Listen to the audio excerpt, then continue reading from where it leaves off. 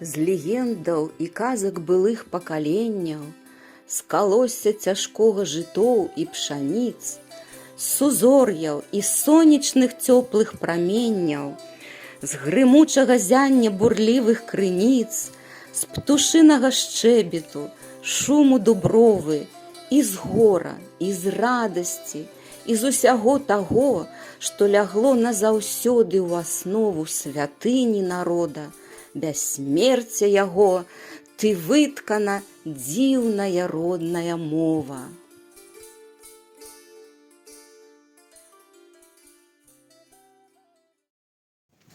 Моя мова жывая, я на ёй размаўляю, на ёй песні спяваю, на ёй вершы складаю.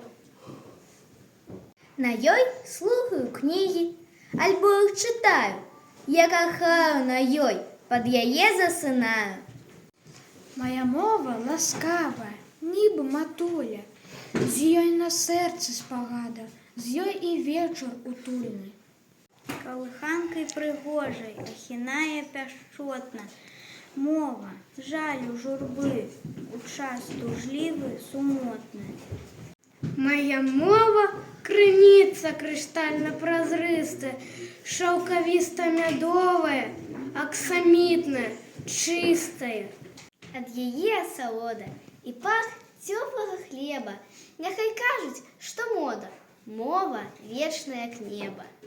Калі ласка, сябры, я вам дзякую шчыра. Мова свята душы і павагі і міру.